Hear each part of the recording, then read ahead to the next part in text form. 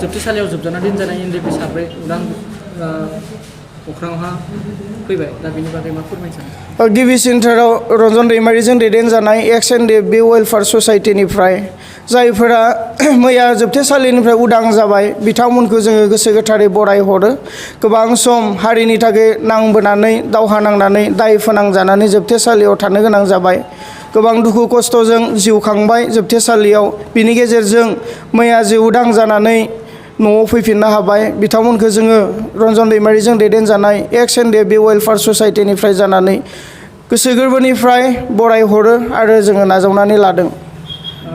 बे हाबाफारिया सोरनि नारसिननायाव जादोंमोन? थांनाय गोलाव समनिफ्रायनो जोङो नाजाबोबाय थादोंमोन। जाय समावहा सिबिआइ कर्टआ स्पेसियेल कर्टआ जोंनि दैदेनगिरिफोरखौ दाय फोनांनानै मोनसे जोबथेसालियाव जोबनानै दोनदोंमोन। थिग बेखिनि समनिफ्रायनो जों गोबां बेबस्था लाबोबाय थादों बोरैहाय जोबथेसालिनिफ्राय बिथांमोनखौ उदां खालामनो हायो बेबायदि जोङो नाजाबोबाय थादों। आरो थांनाय बोसोरनि जानुवारि 27 थारिखआव जे बिटिआर सुक्ति बे सुक्ति खालामनोबो रन्जन दैमारि सारखौ जोबथेसालिनिफ्राय दिल्लीसिम लानानै थांदों। बिनि उनावबो आकुबार बिथांखौ 28 दिन जोबथेसालिनिफ्राय हगारखांनायनि उनाव 28 दिननि उनाव जोबथेसालियाव जोबफिनदों। बिनि उनावबो जों गोबां बेबस्था लादों मा एंगेलजों मा प्रकारै जोङो बिथांमोनखौ जोबथेसालिनिफ्राय उदां खालामनो हागोन। जों गोबां नाजासेयाव आरो जों मेरिट बेसिसाव जोङो नाजाबोबाय थादों। आरो बेबायदिनो जोंहा जि एडभकेट दंखायो मानास सरनिया लोगोसे जों सासे सिनियर एडभकेट हमदों जायनि मुङा ए.के. भट्टाचार्या। बिथांमोननि नाजाथाबनाय बिथांमोननि मावख्रुबनायनि गेजेरजों बे सिस्टेमेटिकै थांनानैनो एबा मेरिट बेसिसावनो बे साब्रैखौ जोङो बेल मोनदों आरो सासेयाबो मोननानै दङ जायखौ राजु सरकार होननानै मोनथियो बिथाङाबो बेल मोननानै दङ। नाथाय जामिन गैयिनि थाखाय बिथांखौ उदां अख्राङाव नुजाथिफैनो हायाखै।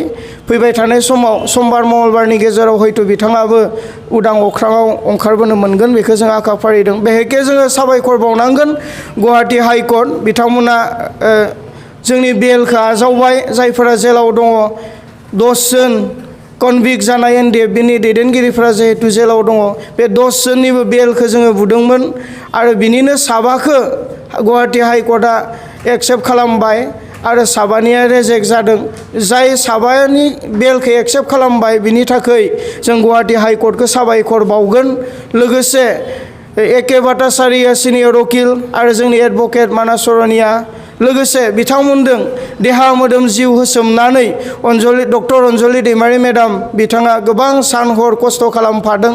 बिथांनि नाजाथाबनायावनो मैयानि जेलनिफ्राय गबोनाय फिथाइखौ जों मोन्दों। आरो जायफोर साबा जोबथेसालियाव जोबजाबावनानै दङ बेल रेजेक्ट जादों जों आसा खालामो जे गुवाहाटि हाइकर्टआ थाबैनो बिथांमोननि थाखायबो बेलखौ एक्सेप्ट खालामगोन आरो उदां अख्राङाव बिथांमोनाबो फैनो हागोन। दा 100निबो बांसिन आरोबाव जेलाव जोबनानै दिन जादों। दा अनसाय बर' बिथांमोना फोरमायदों जे राजखान्थि हान्जाया जेसेबां प्रेसार होगोन अब्लानियानो गासिबो गगोन होनना बुंदों। बेनि बागै मा बुंनो सानो? नंगौ जोङो राजखान्थियारि बेकिं दिनैसिम मोनाखै। बिटिसिआव गोदान सरकार दाबाय UPPL आरो GSP BJP गोदान सरकार दानानै दिनै खुंथायखौ सलायगासिनो दङ। बिथांमोननिफ्रायबो जोङो खावलायदोंमोन जोंनो सहाय नांगौ आरो नाथाय जोङो दिनैसिम खुनु मोनसे गोदान सरकारनिफ्राय सहाय मोननो हायाखै। जों आसा खालामो फैबाय थानाय समाव गोदान सरकाराबो जायफोरा जेलाव जोबथेसालियाव जोबजानानै दङ बिथांमोनखौ सख'नानै लाबोनायाव खामानि मावगोन। आरो जों खावलायगोन गासै बर' रायजो राजा बिथांमोनखौबो जेन जोबथेसालियाव जायफोरा जोबजानानै दङ बिथांमोनखौ सख'नानै लाबोनायाव जोंजों लोगोसे हेफाजाब आरो मदद होफ्लायगोन होननानै जोङो आखा आरो मिजिं थिदों।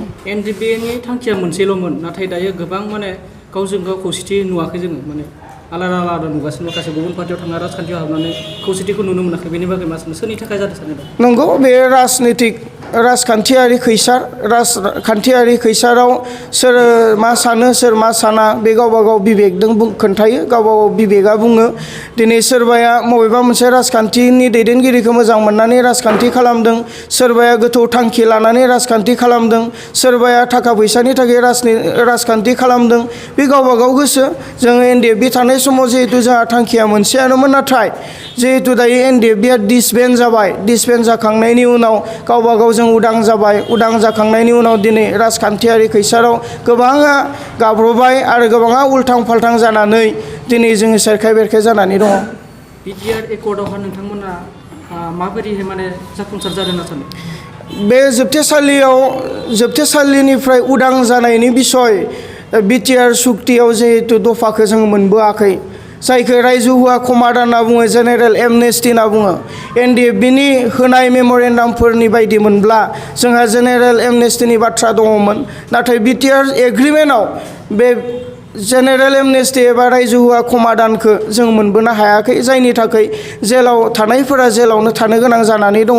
दिनै बिथांमोनखौ सख'नोब्ला मेरिट बेसिसाव जोङो माखासे खामानिफोरखौबो मावनो गोनां जागोन आरो लोगोसे गभर्नमेन्टनिफ्राय हायोब्ला प्रेसार होयोब्ला जोङो गोबां साबायखर बावगौमोन मानो होननानै बुङोब्ला जोंनि भारतनि नखर मन्त्रि अमित शाह बा भारतनि प्रधान मन्त्रि नरेन्द्र मदि जोंनि आसामाव थांनाय बिसायख'थिनि सिगां खनले फैदों आरो जोङो बिटिसिनि दानि दैदेनगिरिनि गोदान सरकारनि दैदेनगिरिफोरखौ खावलायदोंमोन जे अमित शाहखौ खनसे बुं नरेन्द्र मदिखौ खनसे बुं जेलाव थानायफोरखौ सख'नो थाखाय एनअसि हरनो हो जोङो खावलायदोंमोन नाथाय जोङो खनसेबो बिथांमोननि खुगानिफ्राय खोनानो मोनाखै। जोंल' नङा बुहुम बिखायाव थानाय बर' हारियानो दिनै खोनानो मोनाखै नाथाय जों हास्थायदोंमोन बिथांमोनखौ हम मिनिस्टारनि खाथिसिम फंनैसो बाथ्रा बुंनानै एनअसि हरोमोनब्ला हयथ' जेलनिफ्राय सख'नो थाखाय सहज जागौमोन बेखौ जों मिजिंथियो। रन्जन दैमारिया सासे सेथि सागानगिरि नाथाय बिथाङा दायो जेलाव दङ बिथांखौ ग'आव होनायनि थाखाय नोंथाङा मा फोरमायनो सानो? बे गोबां दुखुनांथाव जादों जे रन्जन दैमारिखौ लाफानानैनो 10 जन बे 10 जनखौ लानानैनो जों बेलखौ बुदोंमोन जिहेतु नाथाय बिथांनि बेला रेजेक्ट जादों। दिनै फैबाय थानाय समफोराव दानसे दाननैनि उनाव आखुबार जोङो माखासे मेरिट बेसिसाव सारनि थाखाय जोङो बेलखौ हियारिं खालामबावगोन आसा खालामो गुवाहाटी हाइकर्टआ बेखौ एक्सेप्ट खालामगोन आसा खालामो जोंनि सिनियर एडभकेट एके भट्टाचार्या आरो मानास सरनिया बिथांमोना गोरा गोख्रोङै गोसो मोदोम जिउ होसारनानै जायफोरा जेलाव दङ बिथांमोनखौ सख'नायनि थाखाय जेसेबांखिनि प्रसेस दङ बेखौ मावनानै उदां अख्राङाव लाबोनो हागोन होनना जोंहा फोथायनाय दङ।